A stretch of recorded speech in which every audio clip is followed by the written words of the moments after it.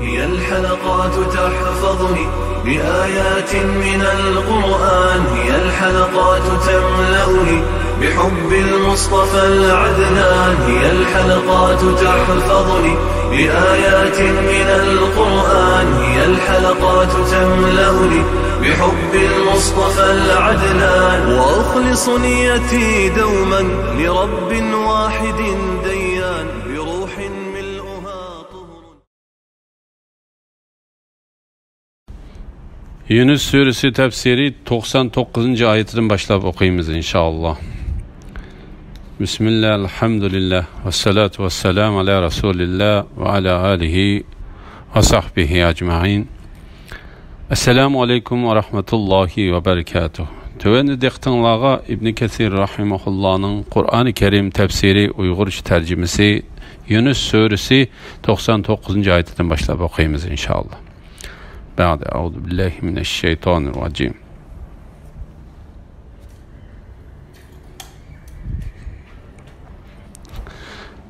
Eğer Rabbin halisa idi, elbette yeryüzündeki kişilerin hemmesi iman itattı.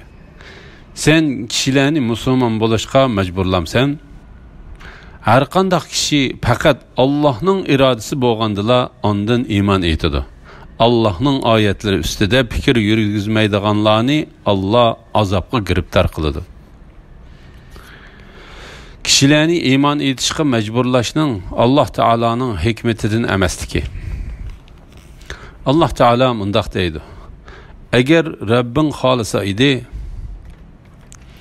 ey Muhammed sallallahu aleyhi ve sellem, eğer Rabbin halagan bolsa idi, sen ilip kelgen peygamberlikке zimin əhlinin hemmesinin işin işige izni bergen bolattı.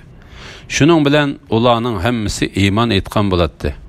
Lekin Allah Teala'nın kılgan her bir işide hikmet vardır. Allah Teala bu vakti mındaktaydı.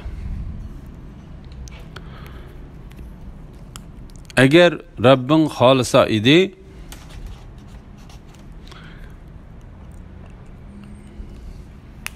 bütün ademlerini elbette bir ümmet, yani bir dinde kılattı. Ula din doğrusunda devamlılık ihtilaf kılışıkçılardır. Fakat Rabbinin rahmetine erişkenler bunundan müstesna. Allah ulanı şunun için, yani ihtilaf için yarattı. Rabbinin men çokum bütün cinler ve insanlar bilen devzakını toşkuzumen digen sözü enik belgilendi. Köңlüğünü hatırcam kılış için sana peygamberlerinin kıssalarını bayan kılıp verimiz. Bu kıssalar hakikatini müminler için vaz nasihat ibretlerini öz içine ağan, eğer Allah halasa insanların hemmesini cezmen hidayet kılıdığanlıqını müminler bilmedi mi? Mekke fethi kılınıp İslam dininin galbi kılışıdan ibaret. Sen kişilerini Müslüman buluşka mecburlamsan, yani ulağa tamamsan ve ulanı iman et mümin buluşka mecburlamsan, ulanı iman et kızış senin mecburiyetin emez. Belki o Allah Teala'ya tevbe iştir. Allah hakikaten halagan kişini gümrah kılıdı. Halagan kişini hidayet kılıdı. Şuna sen ular için, yani iman etmeganlıkları için kaygırıp özünü halak kılıp almagan. Ey Muhammed sallallahu aleyhi ve sellem, ulanı hidayet kılış senin mesuliyetin emez. Sana tapşırılgan vazife fakat kişilerge Allah'ın vahiysini yetkiziştir. Lekin Allah halagan bendisini hidayet kılıdı. Ey Muhammed sallallahu aleyhi ve sellem, ulanın iman etmeganlıqdan özünü halak kılıp ilişin mümkün. Şüphesiz ki sen halagan adamını hidayet kılalmaysan. Senin mesuliyetin fakat tebliğ kılıştır. Bizning mesuliyetimiz hesap iliştir. Sen ulağa vazi nasihat kılgın. Sen fakat ulağa vazi nasihat kılgıçsan. Sen ulağa musallat, yani ulanı imanğa mecburluğucu emassan. Allah Taala'nın hammani biladiganligi, hikmat va odillik bilan ish qiladiganligi uchun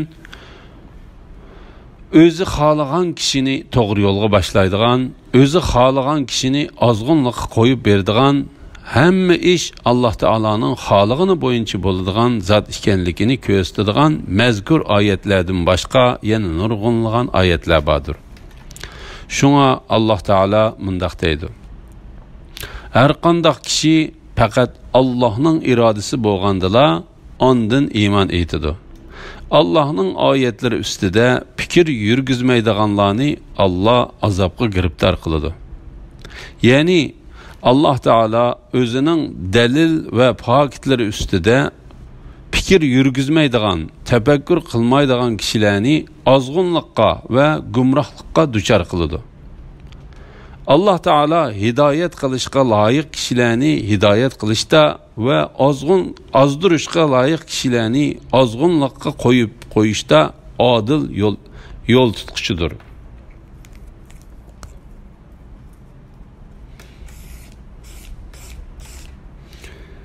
Aytqin ki osmonlardagi ve zimindagi narsalarni kuzatinglar.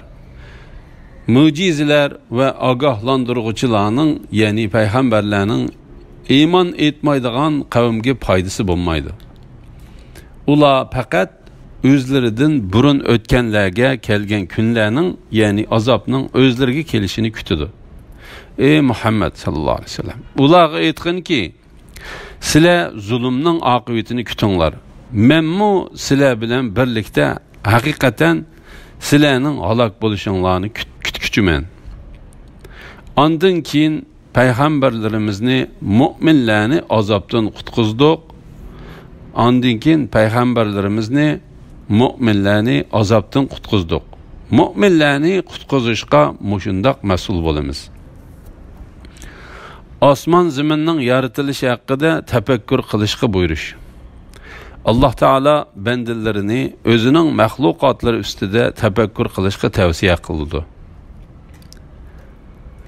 Aql egilleri üçün Allah Teala osmon ve ziminde yaratgan narsalarda osmonlardagi yoruq ve turg'un yulduzlar, sayyoralar, quyosh ve ay, kecha kunduz qatorliqlarda kechi bilan kunduzning bir-biriga qarma-qarshi bo'lishida ularning bir-birining o'rniga almışıp kechining kunduzga, kunduzning kechiga olishib ketishida kechi bilan kunduzning uzrab qisqirab turishining qonuniyatlik bo'lishida osmonning egiz va kengri nuqsonsiz chiroyli yaratilishida va Alloh taolaning yomg'ir yog'dirib o'lik zaminni terildirib uningdan turlik meyveler, ziraatlar, gül çiçekler ve xilma-xil o'simliklarni o'stirib berishida rangları turlik yetkizadigan manfaatlari har xil bo'lgan hayvonlarni yaratishida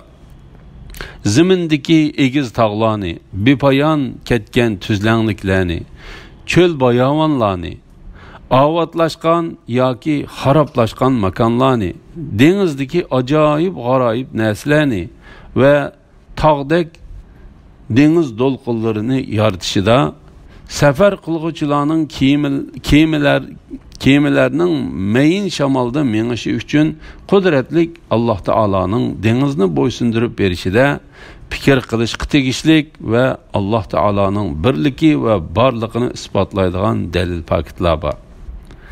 Allah Teala'dan başka hiç ilah yoktur. Uningdan başka hiç terbiyecimi yoktur. Mucizeler ve agahlandırıcılarının yani peygamberlerinin iman etmeydiğin kavimge faydası bulmaydı. Yani osmonlardagi ve zimindagi Allah Teala'nın birligini ko'rsatadigan delil paketlar peygamberler ilip kelgen özlerinin rast peygamber ekenligini ispatlaydigan roşen mucizeler ve oçuq delil paketlar iman etmaydigan kavimge hiç qanday fayda bermeydi. Allah Teala bu vaqtda mundaq deydi: Şübhisiz ki Rabbinin la'netiga tegishlik bo'lganlar iman etmaydi. Ularga bütün mo'jizalar ko'rsatilgan taqdirdami qattiq azobni ko'rmagicha iymon etmaydi. La havla va la quvvata illa billah. Ular faqat o'zlaridan burun o'tganlarga kelgan kunlarning, ya'ni azobning o'zlariga kelishini kutadi. Ya'ni ey Muhammad sallallohu alayhi vasallam, yolg'on payg'ambar degichilar faqat ilgari o'tgan payg'ambarlarini yolg'onga chiqargan ummatlarga Alloh taolaning intiqom olish uchun tushirgan azobli kunlariga o'xshash kunlarning o'zlariga kelishini kutadi. Ey Muhammad sallallohu alayhi vasallam, ularga aytqinki, sizlar zulmning oqibatini kutinglar. Menmu sizlar bilan birlikda haqiqatan sizlarning halok bo'lishinglarni kutguchiman. Ondan keyin payg'ambarlarimizni, mu'minlarni azobdan qutqizdik. Payg'ambarlarni yolg'on payg'ambar degichilarni halok qilmadik. Mu'minlarni qutqizishga mushundaq mas'ul bo'lamiz. Shak shubhisizki Allah Taala mu'minlarni qutqizishni o'zining ulug'ligi bilan ustiga oldi. Allah Taala bu vaqtda mundaq deydi: Rabbinglar bandalariga rahmat qilishni ihson qilish yuzidan o'z ustiga oldi. Ey Muhammad sallallohu alayhi vasallam, qavmingning mushriklariga aytqinki, ey insonlar, agar sizlar mening dinimdan gumonlanadigan bo'lsanglar, sizlarning Allohni qo'yib cho'qinayotgan butlaringlarga men cho'qinmayman. Lekin men sizlarni qabziruh qiladigan Allohga ibodat qilaman. Men mu'minlardan bo'lishga buyurildim. Yana menga batil dinlardan burilib to'g'ri dinga yuzlangan mushriklardan bo'lmagan, Allohni qo'yib sana foyda ziyon yetkazolmaydigan narsalarga ibodat qilmagan, agar ularga ibodat qilsang, cho'qim o'zingga zulm qilg'uchilardan bo'lasan. Agar Allah sana birer ziyon zahmat yetkazishni iroda qilsa, yolg'iz Allohdan boshqa uni dab'i qilg'uchi bo'lmaydi.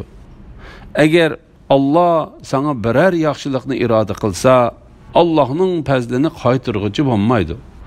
Allah fazlini bandalaridan xohlagan odamga yetkazdi. Allah bandalarining gunohini mag'firat qilg'uchidir. Ularga mehribondir deyildi. Yalğız birla Allah Taalaga ibadet qilish va uningga tavakkul qilish to'g'risida. Allah Taala payg'ambari Muhammad alayhissalomga mundaq degan deydi: Ey bandalar, men sizlarga elib kelgan Allah Taala menga vahiy orqali bildirgan to'g'ri din, islom diniga shak qilsanglar, men sizlarning Allah Taalani qo'yib cho'qinayotgan butlaringlarga cho'qinmayman. Lekin men faqat shirki yo'q bir Allah Taalaga ibodat qilaman. U sizlarga hayotlik berganidek ham o'ltirdi. Ondan sizlarning qaytib boradigan joyinglar Allah Taalaning dargohidir. Agar sizlarning Allah Taalani qo'yib cho'qinayotgan ilohlaringlar rost bo'lsa, men u ilohlaringlarga cho'qinmayman. Sizlar ilohlaringlarning menga ziyon yetkazishini tilab duo qilinglar. Haqiqatan u ilohlaringlar menga hech qanday ziyon yetkazolmaydi va foydamı berolmaydi. Shak shubhisizki foyda ziyon o'z ilkida bo'lgan zot, hech shirki yo'q, yolg'iz Allah Taaladır. Lekin men sizlarni qabziruh qiladigan Allohga ibodat qilaman. Men mu'minlardan bo'lishga buyurildim. Yana menga batil dinlardan burilib to'g'ri dinga yuzlangan, ya'ni shirkdan o'zini tortib bir Allah Taolaga xolis ibodat qilishga yuzlangan mushriklardan bo'lmagan, agar Allah sana birer ziyon zahmat yetkazishni iroda qilsa, yolg'iz Allohdan boshqa uni dab'i qilg'uchi bo'lmaydi. Agar Allah sana birer yaxşılıqni iroda qilsa, Allah'ның fəzlini qaytırğıcı bo'lmaydi. Allah fəzlini bəndillərindən xalığan adamga yetkizidi. Bu ayətdə yaxşılıq bilan yomonlik və payda bilan ziyonning faqat bir Allah Taala tərəfindən bo'ladiganligi, bu ishlarda Allah Taalaga hech kimning shirik bo'lolmaydiganligi, ibodatning bir Allah Taalaga xolis ekanligi va uning hech shirki yo'q ekanligiga doir ochiq bayonlar bor. Allah bəndilərinin günahını məğfirət qılğıcıdır. Ulağa mehribondur deyildi. Yani meyli şirik keltirgenlik günahı yoki uningdan boshqa gunohlar bo'lsin, Allah Taala'nın azabından qo'rqib, bu gunohlarni qayt qilmaslik niyati bilan tavba qilgan kishiga Allah haqiqatan mag'firat qilg'uchidir. Ey Muhammed sallallahu aleyhi ve sellem, aytqin ki, ey insanlar, sizlarga Rabbinglar tarafidan haq din keldi. Kimiki hidayet tapıdiken özünün paydası üçün hidayet tapqan buludu. Kimiki azıdiken özünün zihni üçün azğan buludu. Men sizlarga hami emasman. Ey Muhammed sallallahu aleyhi ve sellem, sana nazil qılınğan vahiyge ergeşken, yani onunğa özən əməl qılıb, başqalarga onu yetkizgin. Ey Muhammed sallallahu aleyhi ve sellem, sana nazil qılınğan vahiyge ergeşkin, yani onunğa özən əməl qılıb, başqalarga onu yetkizgin. Allah sen bilen ulanın arasında hüküm çıkarğıca, dinği dəvət qilish yolidagi mushaqqatlarga chidig'in. Allah en haqqoniy hüküm çıkarğıcıdır. Subhanallah. Allah Teala Peygamber aleyhisselamni kishilarga o'zining Allah tarafidan elib kelgan elchilikning shaklanishga bo'lmaydigan haqiqat ekanligini, kimiki bu haqiqat orqali to'g'ri yo'l topsa va uningga ergashsa, onun paydası özü üçün bo'ladiganligini, kimiki haq yo'ldan azsa, bunun jazosimi o'ziga bo'ladiganligini xabar qilishga va men sizlarga homiy emasman, ya'ni men sizlarning mu'min bo'lishinglarga kepil emasman. Men faqat sizlarni ogohlantiruvchiman. Hidoyat qilish Alloh taologa xosdir deyishga buyuruydu.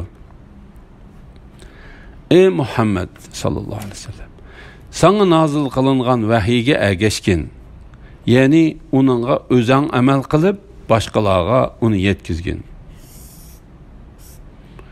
Allah sen bilen ulanın arasında hüküm çıkarğıca, dinği dəvət qilish yolidagi mushaqqatlarga chidig'in. Yani Allah sana nazil qılğan kitapqa ve vahiy qılğan narsiga chin isilg'in. Allah Taala senin bilen sana qarşılıq qılğan kishilarning arasında hüküm çıkarğıca sabr qılg'in. Allah en haqqani hüküm çıkarğıcıdır. Yani Allah Taala en adil ve hikmet bilen hüküm çıkarğıcıdır. Elhamdülillah, Allah şükürler olsun. Şunun bilen Sure Yunus tefsirinin ahırıqça okup olduk. Keler qitimda Sure Hud suresinden başlap anlaysızlar inşallah. Sallallahu ala Muhammed ve ala alihi ve sahbihi ve sellem. Esselamu aleyküm ve rahmetullahi ve berekatuhu.